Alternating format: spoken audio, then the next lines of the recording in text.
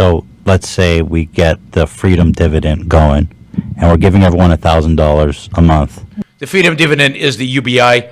That's what he's calling it. He like a good politician, he polled, and the freedom dividend polled best. It polled best, by the way, among Republicans. They love the word freedom. And he's attracting certain Republican support. I see we've got some Andrew Yang supporters on my chat. That's great. Thanks for joining us. We'll see if you still like your candidate after we dissect what he has to say. Explain that maybe a little more in case anyone doesn't know. Yeah, I should get into that, but I'll finish this thought and we'll get into it. But like, if we're giving people $1,000 a month, is that going to solve that issue even? You know what? Like, if we keep going into the future, 50 years, 100 years. Yep. I mean, how many jobs are left, right? Well, this is the fundamental reinvention that's in many ways at the heart of my campaign. So right now, our economy revolves around these ideas of capital efficiency, where the market says, you know, if you're an accountant, you're worth $75,000. By the way, what he means by capital efficiency is how much value do you create? So he says today jobs revolve around this idea of value creation. You're an accountant, you create value for people in doing their books, let's say. Then they pay you based on the value you add to them, how efficient you are for their capital. And this is what he's criticizing. And he says all these jobs are based on, he calls it capital efficiency because that makes it seem financial and kind of nasty and maybe bad. But what he's really talking about that is value creation. And he's saying there's a problem. And the problem he's identified is true. 46,000. And what I'm saying right now is, look, technology is going to come that's going to do the job of the accountant and the truck driver. And then what is their new market worth going to be? That's right. So technology is going to come in, and we're going to have driverless trucks one day. We're going to have, software that does accounting, I hope. I mean, that would be fantastic. Save me a lot of money. And we're going to have radiologists that are going to be replaced. And what are people going to do? There are going to be no jobs in the economy. Now, what's amazing to me about this whole line of argument is they all think they've invented it. They think this is new. Robots are going to take everybody's jobs, and that has never happened before. Robots are going to take anybody's jobs, and since that's never happened before, we can't imagine a world in which people have other jobs. Their jobs are going to be taken by robots. And they ignore the last 250 years. So they ignore the agricultural revolution. 250 years ago, 90% of us were farmers. Today, less than 1% of us are farmers. There's more food in the world today than ever before. And yet, 1% of us in the United States. In the world, the percentage is higher. But it's shrinking dramatically over time. And yet, people are working. There's no shortage of jobs. Certainly not on a global scale. There are more jobs today than there ever have been in all of human history. But suddenly, this is new. Wait, robots are going to take our jobs. What are people going to do? And they can't imagine the new jobs that will be created. Yeah, it's hard to imagine those new jobs. I can't imagine them either. But if you study history just a little bit, what about the sewing machines, the first excuse for the Luddites to burn down factories, claiming they would take all our jobs away? What about the assembly line by Ford? And what has happened to the standard of living, quality of life, and the quality of the jobs we have? The quality of the jobs we have. The fact is that labor participation rates in the world globally have never been higher than they are today. Globally, more people are working in productive activities for trade than in any point in all of human history. I'm not talking about unemployment numbers. I'm talking about the number of people working in a job that produces value to be traded. Never in all of human history have we come close to the number or the percentage of people working. Now, in the United States, labor participation rates are low for a variety of reasons. But globally, this is a global issue, not a U.S. issue. We can talk about why they're low in the U.S., and it has nothing to do with technology and everything to do with education, welfare, and all Andrew Yang UBI is going to do is decrease the labor participation rate, going to reduce the incentive to go into the labor force. I love it when all the Andrew Yang people are coming to my chat, and all they do is ad hominems. They don't argue. They just say, "Oh, that's nonsense." Well, what have I said that's nonsense? Give me one fact that is nonsense. The fact is more people are working today for value-creating jobs in spite of the fact that we have more and more technology. The fact is that all those people who used to work in agriculture do not work in agriculture anymore, and yet they have jobs. The fact is that while we don't have as many manufacturing jobs today, we have masses of numbers of computer programming jobs that are far better and far better paying. The fact is that if not for regulations and controls and taxes and the distortion that the government creates in our economy, we would have millions and millions and millions of additionally good paying jobs in the US. But globally, there's no dispute. I mean, you've got tens of millions of people in China working in productive trade-related activities that didn't work. They were farmers just 20, 30 years ago. That's true in India. That's true in Thailand. That's true in South Korea, Taiwan, Hong Kong, Singapore. Just the sheer number of people working in productive trade-related activities is mind-boggling as compared to any other time in human history. And yet, we're worried that robots are going to take out. Yeah, you should be worried about robots taking your job. But in aggregate, I am willing to bet my entire net worth that in 50 years there will be more jobs, more work to do than there is today. More people working in productive activities than there are today. Okay. So I know you guys are asking a lot of questions. We'll get to them. I really am trying to get through this interview with Yang because he brings up a lot of important issues.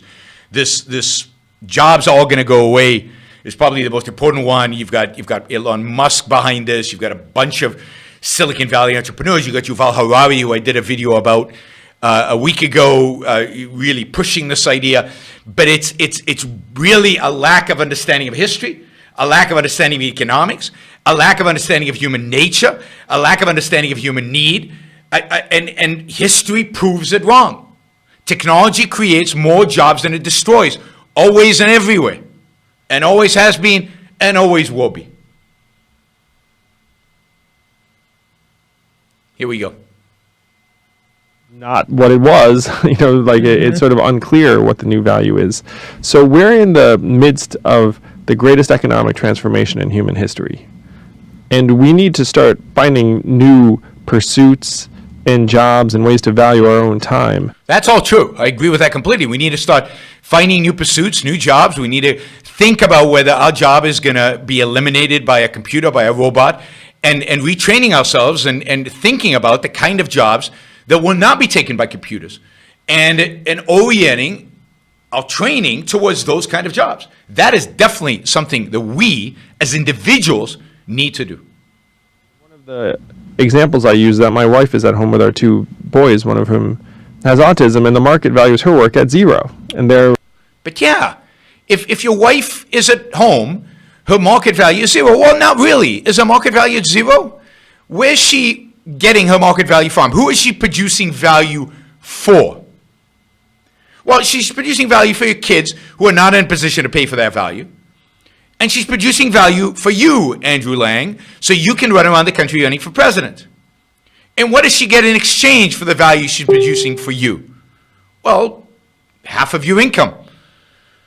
Half of the income you're producing. So you're producing income for both of you, and that value is in exchange for her raising kids. But raising kids does not produce value for other people, so other people don't pay her to do it. Now, his solution ultimately, I think, although he never actually says it, is the government should pay her. Society somehow should pay her.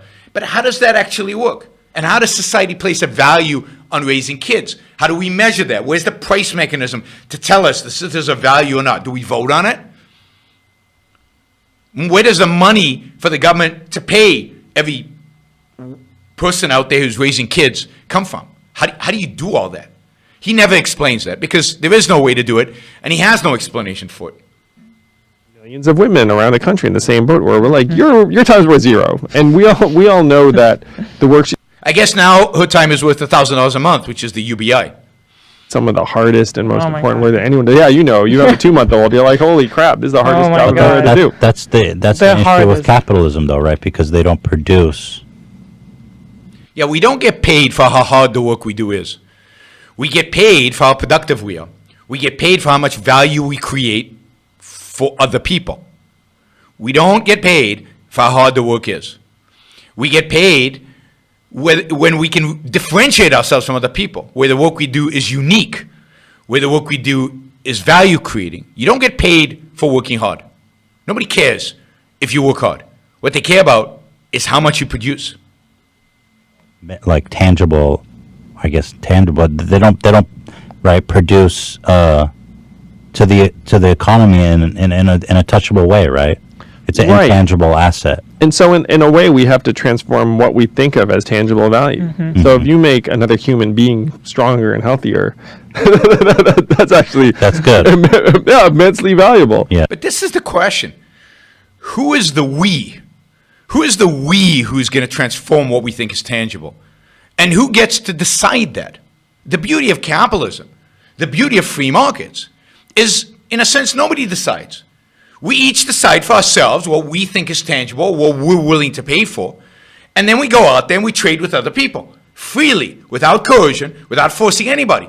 But each individual under capitalism is not forced to make any kind of decision about what he views as tangible or not.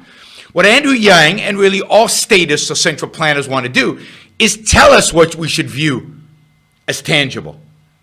Tell us, what we should value and therefore what we should pay for. So Andrew is unfortunately like every other central planner. He wants to impose his values, his views, his standards on all of us. And that's the negation of freedom. That's the essence of what freedom isn't. Freedom is you choosing what you value, not somebody else choosing for you what you should value. It's just right now our economic statistics don't value that appropriately. Or investing in and having a happy, healthy family is good for society. Yes. And so this is the great opportunity. Because what doesn't good for society mean? Good for whom in society? Now, being healthy and raising a happy family is good for you. And yeah, other people benefit from it as well. But are they going to pay you so you raise a happy family? And if you don't, they don't pay you, you don't raise a happy family? It's never explained what exactly he is talking about this. Where technology is going to end up assuming more and more work is that we have to rethink and broaden what we think of as work, and then we have to come up with different and better and more human ways of valuing our own time. Because if we play out the capital efficiency race, we lose like at an epic level. This is the Luddites argument that we lose. No, we don't lose. If you pay out the capital efficiency, which is just mean the value creation, the productivity enhancing, the freedom to pursue your own values, to create your own values, and then to trade, we all win. The very nature of that system is win-win. And the whole idea that robots overtake us, it just take it over, is just science fiction nonsense. It's just so beyond reasonable. I want to ask you, first of all, why do you think all these mass shootings are happening? Oh, wait, to begin with? what happened there? Sorry. This happens to me when I do this stuff. That's good. Yeah, immensely valuable.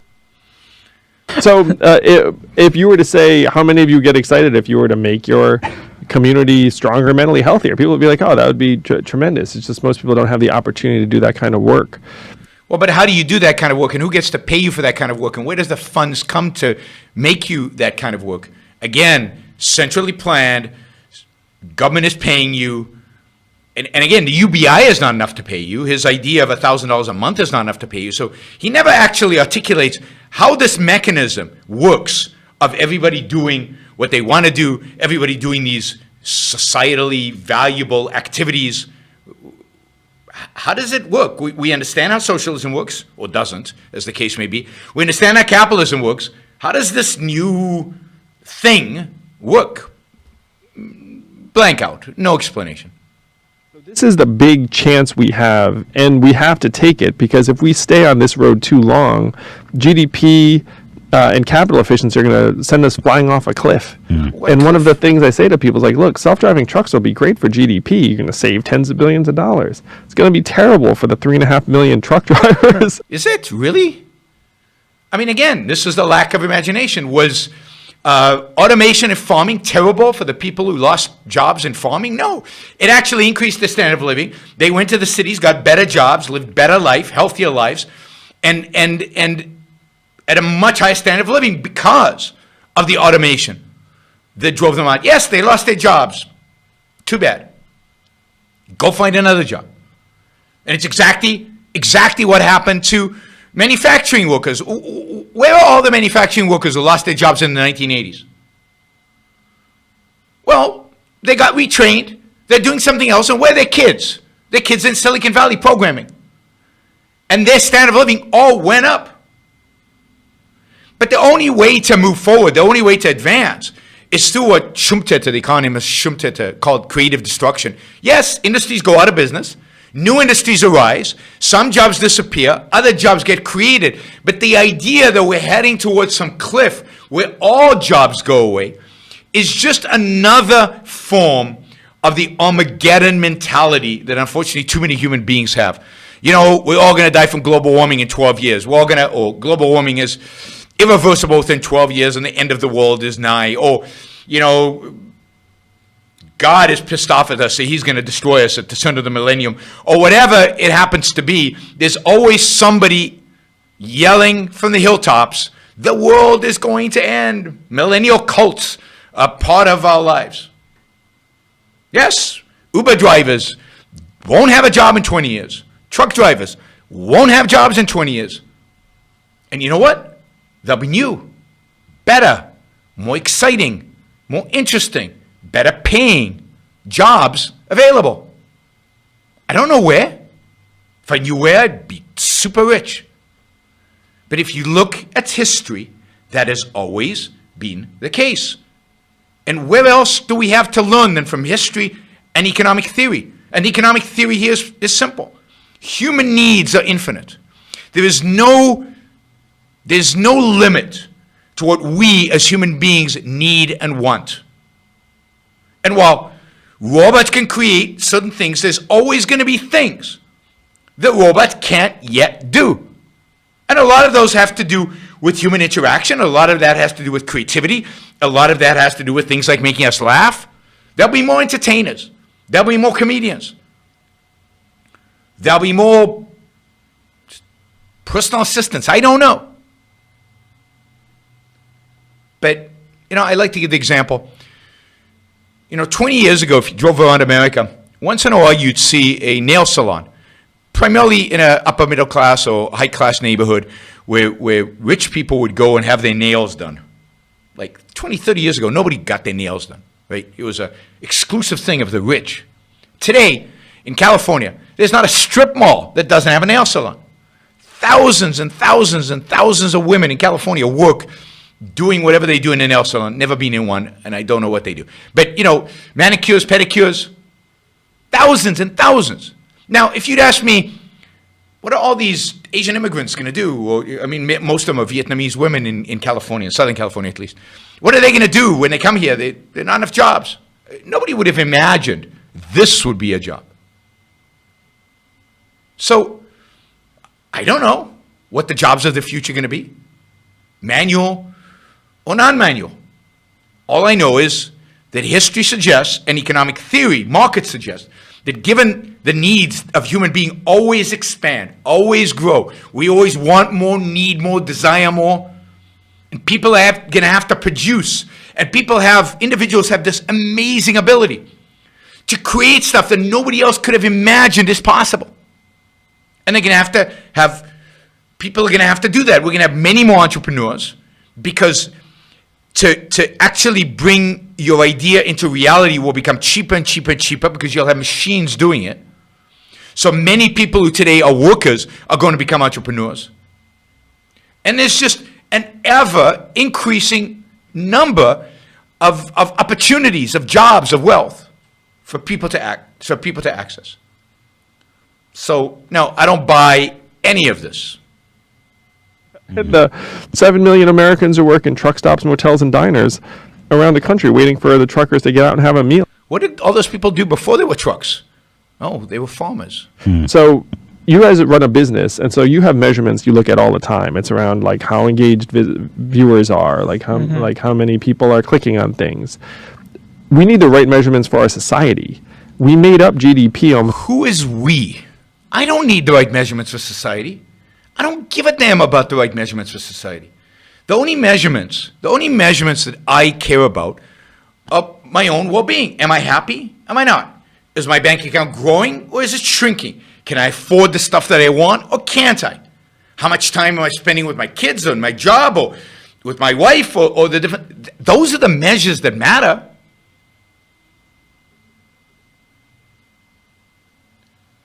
Society, who cares about the measures of society? I don't, for that matter, don't really care about GDP. I care about my GDP. I care about how much wealth I have. I don't care that much about how much wealth you have. Now, I want to be in a place that's healthy and growing, and the economy's growing, and people are flourishing, and people are succeeding, because that's more fun to live in a place like that. But society measurements of well-being are bogus, because there is no such thing as societal measures of well-being. Only individuals have well-being. Society is just a collection of individuals. And different individuals in different phases of their life have different measures of well-being. When you're young, the measures of well-being are different than when you're older. When you're poor, your measures of well-being are different than when you're wealthy. So we want to aggregate all this and somehow have a central planner, have a measure of well-being? No, the only measure of well-being that the government should concern itself is how free are its citizens? How well are the rights, the freedoms of its citizens protected? And the measures of well-being for that are things like how much crime is there? The measures of well-being for that are, how much regulations and controls are there?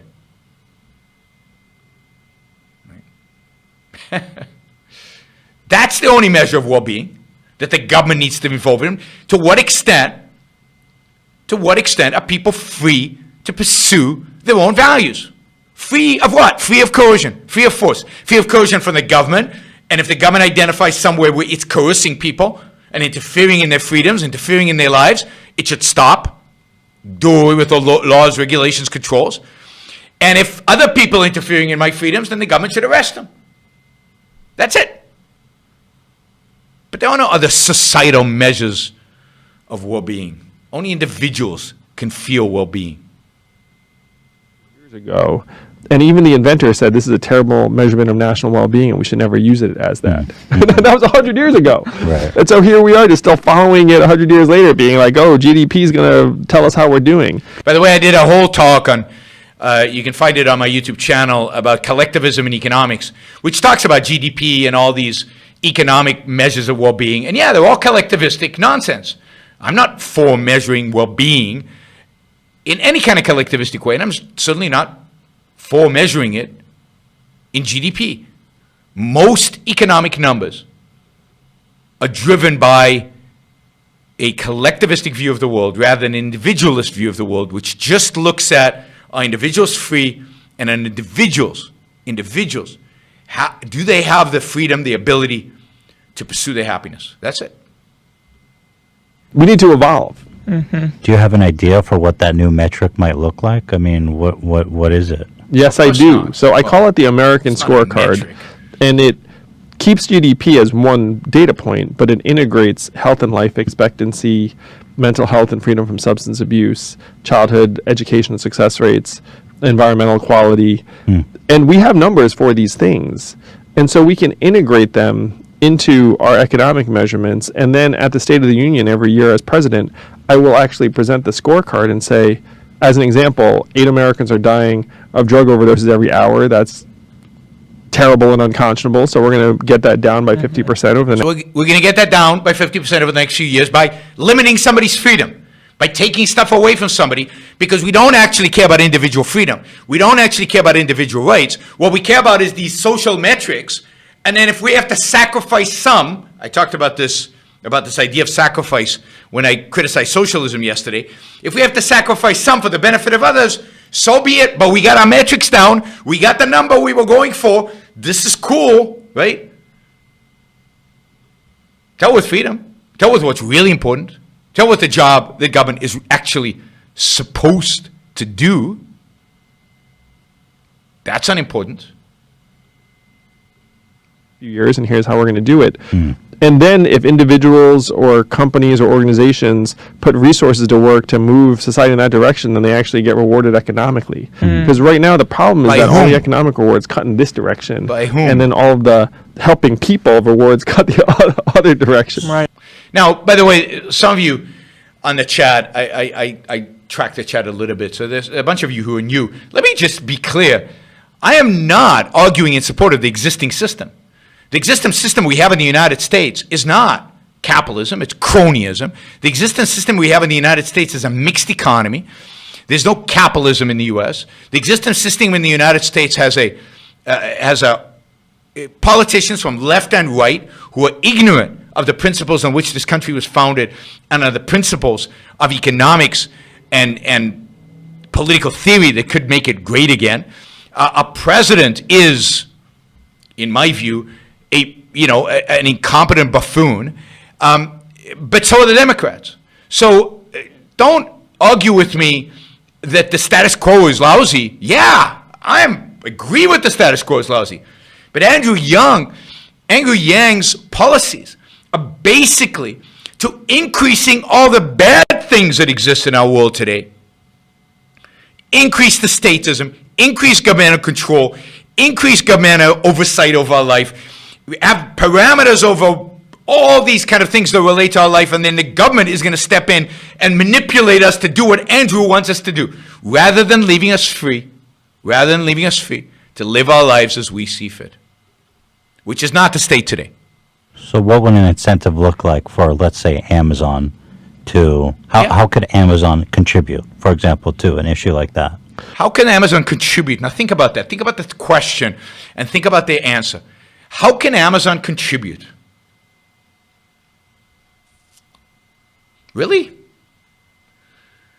I don't know about you, but Amazon has contributed an enormous amount to my life already. Why does it need to contribute anymore? It's changed my life dramatically for the better. The things I can do online today because of Amazon is unbelievable. Unbelievable. I'm being compared to InfoWars. Have I stated any conspiracy theories here? The difference between me and InfoWars is I actually advocate for truth and freedom and rights, but you can't tell the difference. That's truly what's shocking, is that you can't tell the difference. What is Amazon? I mean, InfoWars hates Amazon, just like the Trump hates Amazon, and Bernie hates Amazon, and Andrew Yang hates Amazon. Every single mainstream politician in the world today hates Amazon. I love Amazon. I think Amazon is God's gift to mankind. It's not God because God doesn't exist, but it's Jeff Bezos' gift to mankind. Amazon has changed our lives. It's made our life richer, better. I mean, I don't go to the mall to shop, which gives me more time to do this fun stuff that I enjoy doing. I don't have to go drive and be in traffic and walk around a stupid mall and do all the stupid things that people do in malls. I hate malls. I hate shopping. I go online, look for the stuff I need, buy the stuff I need, and it shows up on my door sometimes the next day. Actually, when I was in California, it shows up the same day. I mean, wow. Shockingly amazing. Same day. Think about all the jobs at the delivery. Think of all the jobs in the warehouses. Think of all the jobs of the companies that make the stuff that Amazon sells.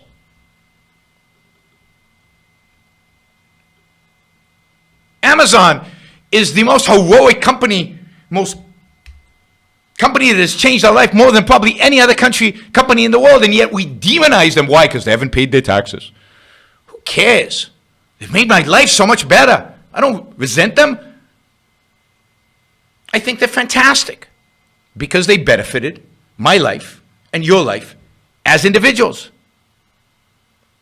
Yeah, some jobs are getting automated away and other jobs will come and replace them because jobs are being automated away since the beginning of the Industrial Revolution. We've been automating away jobs for 230 years. Literally, 230 years of automating jobs away, and still, more people today work than ever in all of human history in productive activities for trade. What we need today, what I call the new intellectual, would be any man or woman who is willing to think. Meaning, any man or woman who knows that man's life must be guided by reason, by the intellect, not by feelings, wishes, whims, or mystic revelations. Any man or woman who values his life and who does not want to give in to today's cult of despair, cynicism, and impotence, and does not intend to give up the world to the dark ages and to the rule of the collectivist brute.